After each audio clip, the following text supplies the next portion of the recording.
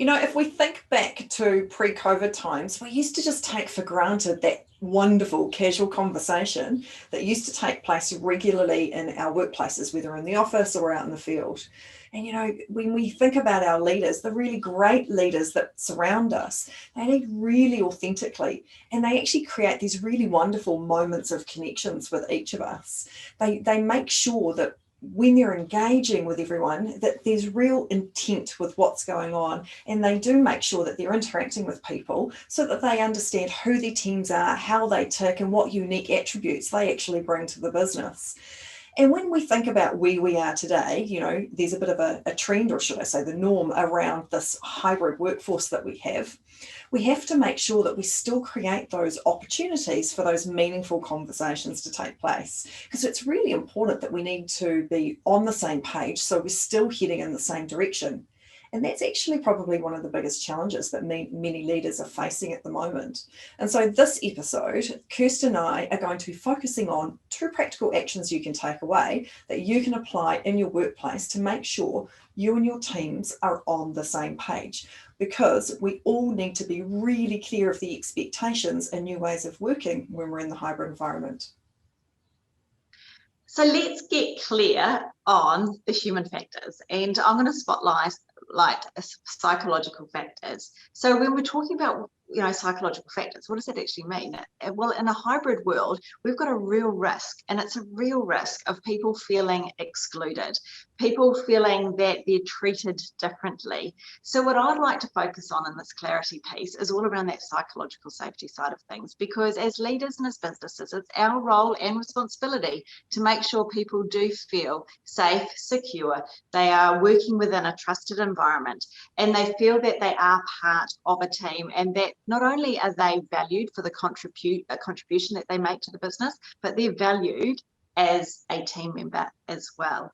So when we think about psychological safety, and we can look at it in multiple different ways, whereas what I would like to do is just focus in on 4 things that you could do to really make sure that you've spotlighted psychological safety in the next week. So the first one, and that is all around going to each and every one of your team members and doing what we call a refresh. And what a refresh is because times and situations have changed, and they continually change. But what quite often happens is we lead the same way. We're leading that same way, that person the same way as we led them, 18 months ago, a year ago, 2 years ago. Things have changed. So what we need to do is reconnect with them and actually ask them the question, how do you like to be led? What can I do for you as your leader? What do you need to enable you to get the best out of yourself? But also to find out how best do you like, what are your best ways of working? How do they like to be communicated with? And how do they like to be involved? So retouching and reconfirming with them and refreshing makes a big difference. The second one is all around making sure, and this is a key, the key word is here is equal. Okay, so this is equal visibility. And so when you are leading and you've got people in the office, you're going to be having ad hoc conversations with them regularly, and they will be able to see you regularly. So what we want to do is level that playing field. We want to actually make sure that you've got equal visibility with people that work remotely or in hybrid situations. So one of the ways of doing that is really looking at your diary and locking in meaningful connection points that you can have with people that aren't in the office, to make sure that you can look back on your week knowing that you've had as many conversations remotely with people remotely as you have with the people in your office. The next one, which is one of my absolute favorites, and that is what we call a dial-in. And so what we want to do is we want to make sure we are leveling the playing field wherever possible. And one of the key ways of doing that is in a meeting situation is, rather than having everybody on all meetings, people in the office in one and everyone dialing in remotely, all dialing in, is actually level the playing field. Get everyone to dial in remotely. And what that means is that everybody is engaging in the same way. Everybody has got the same sort of thumbprint on the screen, and it just creates that better, sense of belonging. And then one thing I'm going to finish off with is the last point for do is number 4, and that's around celebration. So not only look for celebration points for the small things that you do or for the big events, but look for other ways to bring the team together to celebrate the kickoff of new projects or kickoff of milestones or achievement of milestones, and then of course the big projects when they do end. So those are my top 4 focuses that I really recommend in the next week you spend a bit of time focusing on. And when we think about what's happening for our people, fear is a very real emotion. So is confusion. And actually for people at this point in time, overwhelm is something that's very real that's happening with people. And so when we create clarity for what's happening with us and for us at work, we can help establish a greater sense of belonging, but we also create the ability for people to be really focused. And also one of the things I really like about clarity is it really builds on this thing called transparency.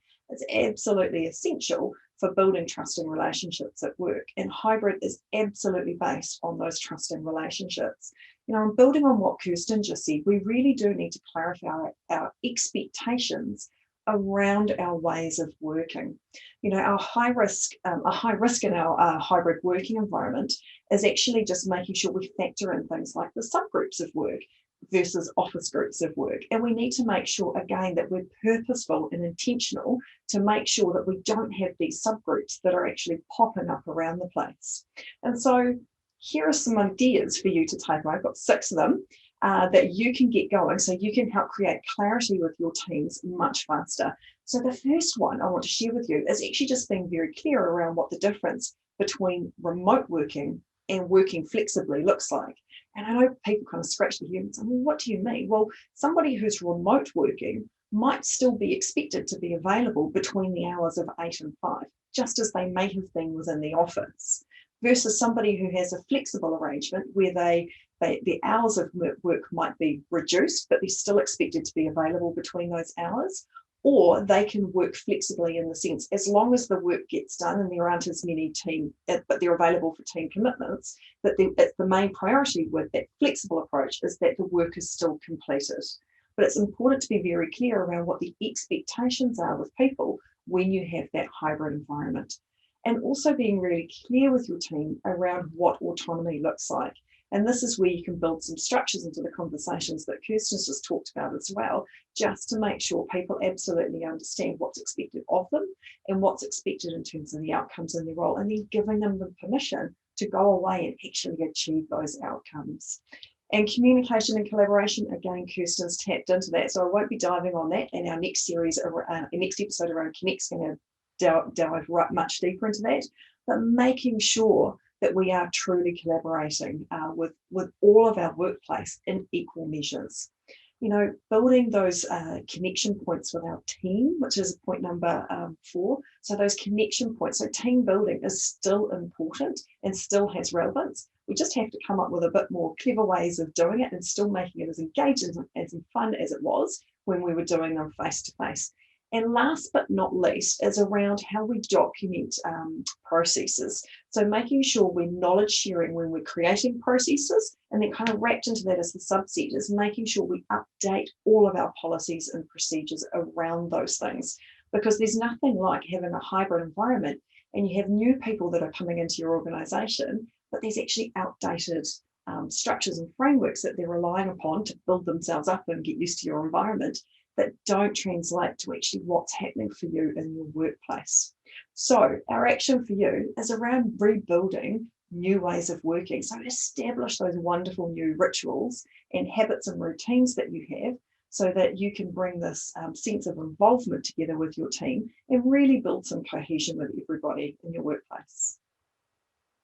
This episode was all around building clarity. It was all around making sure that when we lead authentically in hybrid times, we're all on the same page. Join us in the next episode, where we're going to actually take that up a level and we're going to look at practical things that you can do and ideas that you can share with your team to actually increase connection, engagement, and interaction. We look forward to you joining us now in the next episode.